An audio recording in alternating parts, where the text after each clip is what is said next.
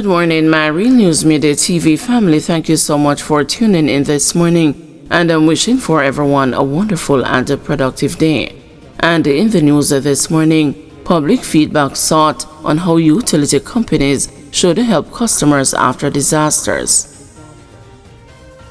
The Office of Utilities Regulation is seeking to find out from Jamaicans the kind of relief they believe utility companies should provide in the event of a natural disaster. It has launched an online survey which will allow the customers of these companies to outline what actions utility providers should take to offer assistance following force majeure events such as natural disasters, epidemics, or the outbreak of hostilities. The OUR's Director of Consumer and Public Affairs, Yvonne Nicholson, points out that currently there are provisions for the utility providers to be able to request relief from some of their obligations under force majeure conditions. However, there are no provisions for electricity, water, or telecoms customers when such events occur. Nicholson says that the survey aims to gather utility customers' feedback on whether they should be given special consideration under such conditions. She notes that in the past, following a natural disaster such as a hurricane, some utility providers have extended discretionary relief measures such as a moratorium on collections and the disconnection processes and the compliance, bill discounts, credit or top-ups, direct cash in the form of care packages, or flexible payment arrangements to their customers. In the meantime, the OUR says it will also examine the terms and the conditions of service and other regulatory documentation that act as the contracts for providing services to customers of the four major utility providers to identify whether there are any force majeure provisions for customers. It says it will assess where such conditions exist, if they are sufficient, and where none exist, whether relief is needed. The survey can be found at the OUR's website. The questionnaire should be completed by April 30. Former government employee in 10-year battle for NHD and NIS benefits. A former Department of Correctional Services employee who has been trying for the past decade to secure her National Housing Trust and the National Insurance Scheme benefits are now concerned that she will eventually lose them. 71-year-old Hyacinth Davis, who was employed as a teacher at the Lower Esher Juvenile Center for Girls in St. Mary and later as assistant superintendent at the institution from 1982 to 1988, alleged that the problem is due to the failure of the Department of Correctional Services to pay over my National Housing Trust and the National Insurance Scheme contributions over the years. Now, the department is insisting that they are unable to locate my file, she said. According to Davis, she only became aware of the situation when she attempted to secure her benefits a year after becoming eligible 10 years ago. Davis, who has been residing in the United States since resigning from the DCS in 1988, said that while she faced a similar situation at the Ministry of Education, where she was employed prior to her stint at the DCS, I had no problem obtaining the records of my housing trust and NIS contributions from the ministry. The Department of Correctional Services did not respond to email from the news seeking comment on the matter. Davis said all her efforts, including visits to the head office of the DCS, letters, phone calls, and by my former colleagues to have the matter resolved, have failed. My most recent attempt was in October of last year, during which I visited the office and spoke to a senior employee who advised that they are unable to locate my records. This is the same and only response that I have been getting all these years, she told the news. Very incensed, Davis said she is also not pleased that I have not been told what, if anything, can be done by the department to assist me. She said that she would like to know, for example, what a mechanism the department has to deal with situations such as what I am facing, as I believe my situation is not unique. In an October 2024 letter to Brigadier Retired Ralph Mason, the Commissioner of the Department of Correctional Services, seeking his direct intervention to resolve the matter.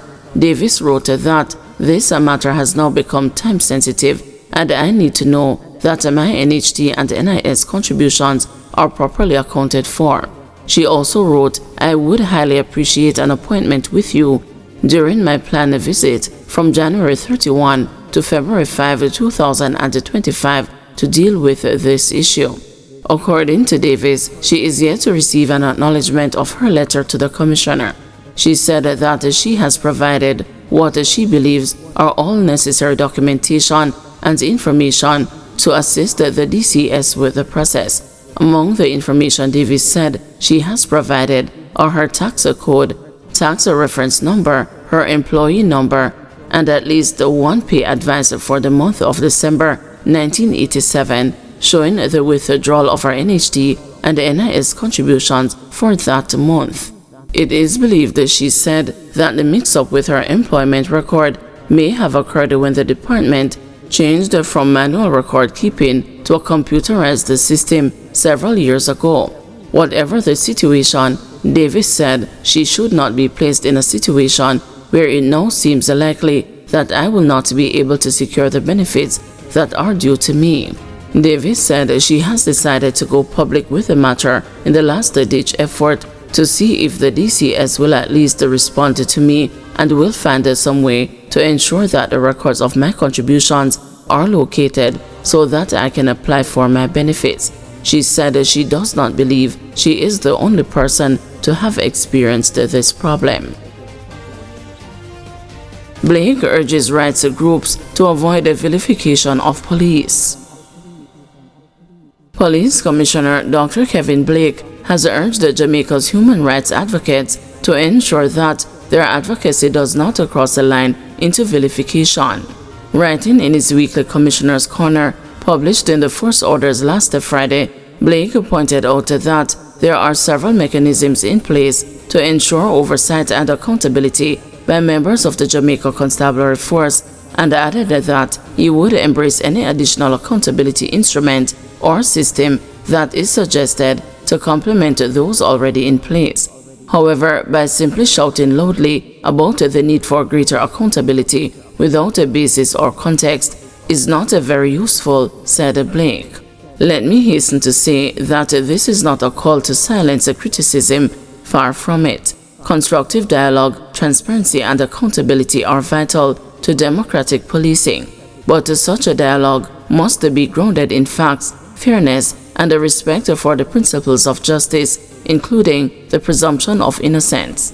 As a commissioner, I reaffirm the GCF's commitment to protecting lives, both the civilian and the police, and to doing so with professionalism, restraint, and respect for human rights. We will continue to engage with civil society, but we will also defend the integrity and the courage of you, our members, who serve with honor, added Blake. The Commissioner's comments came in the wake of a plan by human rights group Jamaicans for Justice to stage a protest against the fatal shootings by members of the JCF on Tuesday, April 29. According to JFJ's Executive Director, Michael Jackson, the group will be staging an end-police violence protest from 1 p.m. to 3 p.m. at Halfway Tree Transport Center to spotlight the escalating crisis of police fatal shootings in Jamaica and demand accountability, justice, and systemic reform. Between January 1 and April 16, a total of 96 people had been fatally shot by members of the security forces, and the JFJ has warned that if this trend continues, the country could surpass its highest recorded figures, exceeding the 258 deaths reported in 2013, numbers are not seen since before the establishment of the Independent Commission of Investigations. The protest will bring together victims, their families, human rights advocates, and the concerned citizens to amplify their voices and to push for change. Participants will engage in a peaceful rally with placards and chants such as "End Police Violence," "Where are the body-worn cameras," and "Accountability Now," alongside the victim testimonials and the solidarity speeches from civil society leaders, said Jackson. While not directly addressing the JFJ planned protest, The police commissioner pointed to the rigorous training that people undergo on joining the GCF, as he charged that oversight does not scare us. Instead, it helps to shape us into the great organization that we have become. He said that the GCF has a very strong system of accountability to ensure that its members behave responsibly with this power given to them. The system involves the vetting of each member as part of all promotion procedures. It includes an administrative review of any operation that has led to the use of deadly or injurious force while the involved members are taken off frontline duty, said Blake. It involves a very strong oversight by the Inspectorate and the Professional Standards Oversight Bureau that is responsible for monitoring compliance with the procedures, professional standards, and investigating internal misconduct. It includes disciplinary mechanisms such as the orderly room and the court of inquiry that can result in very grave consequences for proven misconduct. It includes one of the highest hierarchy of supervision and management. It includes numerous comprehensive policies and procedures that guide our daily activities and behavior, added Blake. Guys, thanks for watching. Please join us this afternoon at 2 p.m. for another news update.